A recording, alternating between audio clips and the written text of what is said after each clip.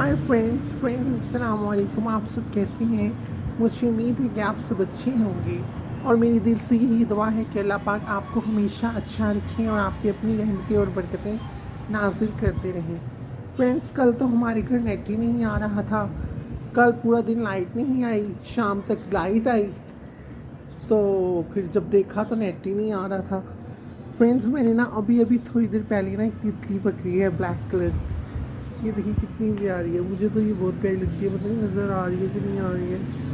अंदर जाके देखते हैं रोशनी में तो ये नहीं दिखाता कुछ भी कैमरा। ये देखिए फ्रेंड्स, इधर गई हो ये रही। ये तितली इतनी प्यारी है ना, मुझे इतनी प्यारी लगी। मैंने कहा आखिर में ना इस तरह हुआ कि मैंने कहा चलो ना इस तरह करता हूँ कि ना इसको आखिर में ट्राई करता हूँ, शायद पकड़ी जाए। ऊपर से छत से आते हुए ना मैंने आखिरी बार ट्राई किया तो ये ना तितली वाकई में पकड़ी गई। वाकई में मैं अब छत पर जाके आज़ाद करूँगा और देखेंगे। वहाँ पे और भी तितलियाँ हैं, एक तितली नहीं है। ऑरेंज थी, एक ये थी और एक वाइट थी। 3 कलर की तितलियाँ हैं और तीनों ही बहुत प्यारी हैं। और फ्रेंड्स, सर्दी आजकल बहुत चल रही है, आपको तो पता ही है ना। बस अल्लाह से रहमत मांगनी चाहिए। और फ्रेंड्स, मैंने सोचा कि मैं आपको आज एक स्टोरी सुनाऊंगा, एक कहानी।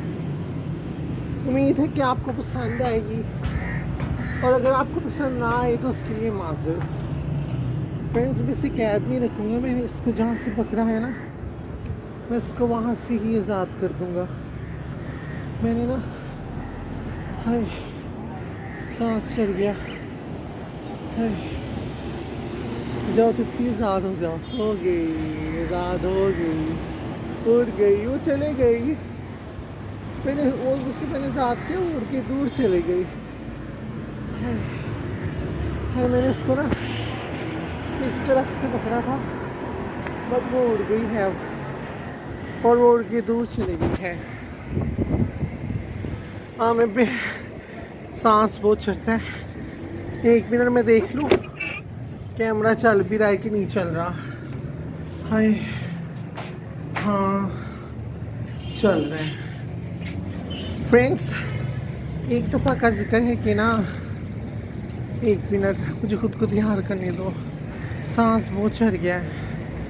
फ्रेंड्स, एक दफ़ा का जिक्र है कि ना, एक शख्स था। उस शख्स के पास ना बहुत दौलत थी।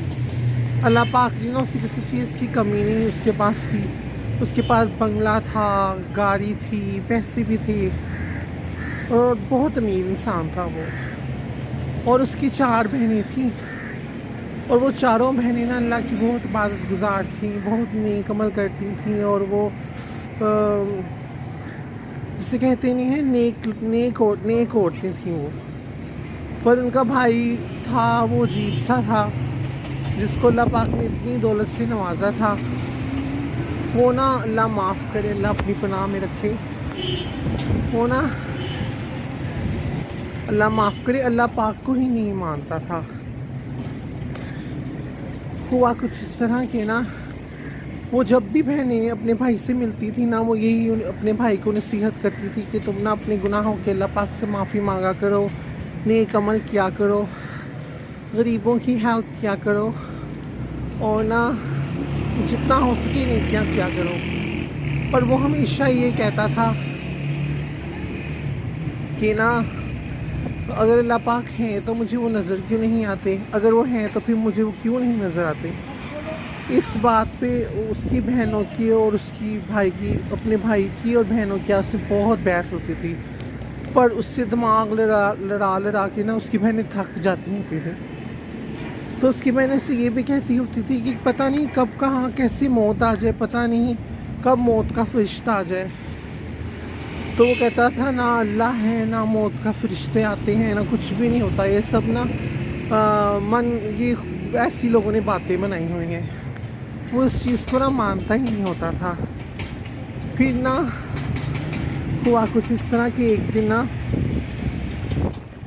दिन ना वो उठा सुबह उसने फ्रेश हुआ, नाश्ता किया और ना फिर अपनी गाड़ी में बैठ के ना ऑफिस के लिए निकल पड़ा। वो ऑफिस के लिए चला गया तो रास्ते में ना एक बुज़ुर्ग आदमी, वो बुज़ुर्ग आदमी जो उसके ऑफिस में भी काम करता होता था, पर वो बुज़ुर्ग आदमी ना रास्ते में जिस ऐसे नहीं मिल जाते होते, जाते जाते कभी कोई किसी को मिल जाता है, तो वो ना बुज़ुर्ग आदमी ना रास्ते में ना मिल जाता है। तो वो उनकी ना गाड़ी के जो उसका बॉस होता है ना, जिसको अल्लाह पाक ने बड़ी दौलत से नवाजा होता है, तो ना वो उनकी ना गाड़ी के आगे आगे खड़ा हो जाता है। तो उनका बॉस ना बड़ी मुश्किल से गाड़ी की ब्रेक लगाता है और गाड़ी को ना रोकता है। अल्लाह अल्लाह करके ना वो बुज़ुर्ग जी बच जाते हैं और गाड़ी की ब्रेक लग जाती है।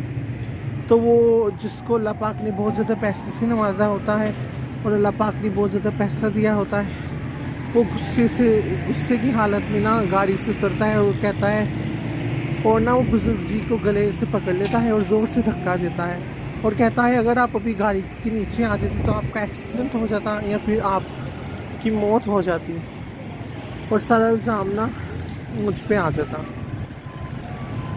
तो वो बड़ा ही रोता हुआ, बड़ा ही हाथ फैला के ना वो बुज़ुर्ग जी कहते हैं कि मेरा बेटा ना बहुत शदीद बीमार है और मेरे पास ना उसके इलाज के लिए ना पैसे नहीं है, तो प्लीज़ आप ना मुझे पैसे दे दें ताकि मैं उसका इलाज करवा सकूं।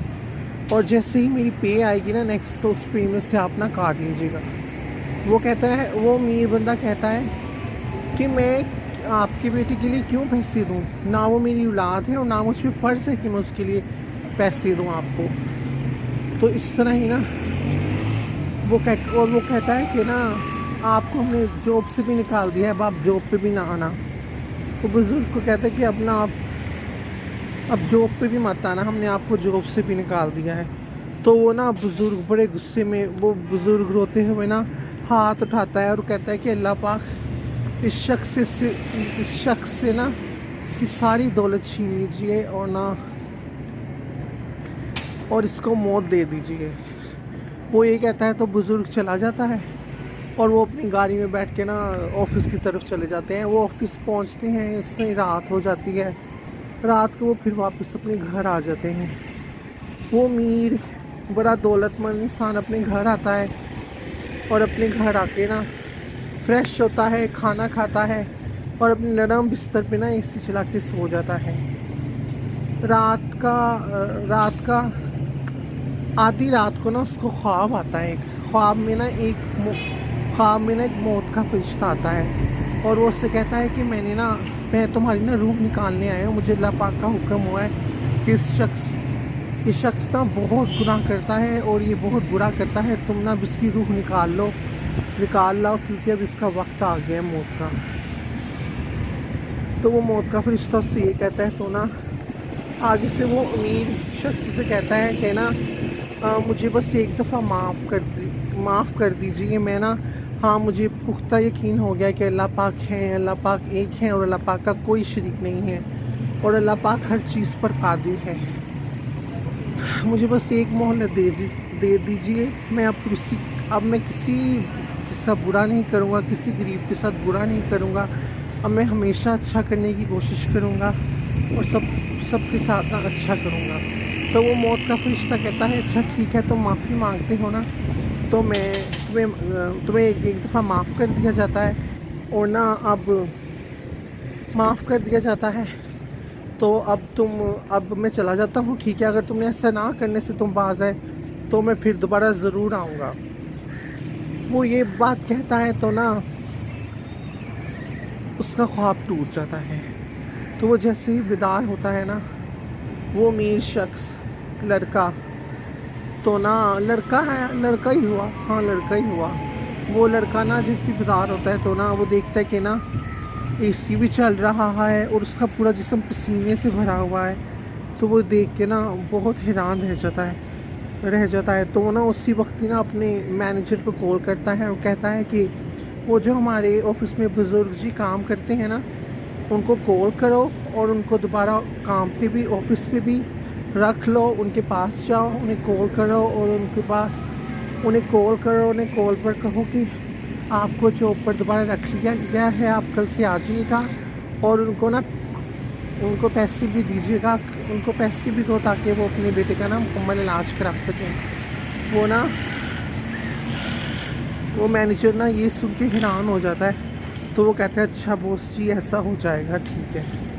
फिर वो ऐसे ही मैनेजर करता है, वो उनको कॉल करता है बुज़ुर्ग जी को और उन्हें कहता है कि आप कल से काम पे आ जाइएगा और ना, और वो मैनेजर ना उनको बुज़ुर्ग जी को पैसे भी देता है और ये भी कहता है कि ना आप अपने बेटे का ना हर तरह से इलाज कराइएगा, पूरी तरह से इलाज कराइएगा, पूरी तरह से ना इलाज कराइएगा।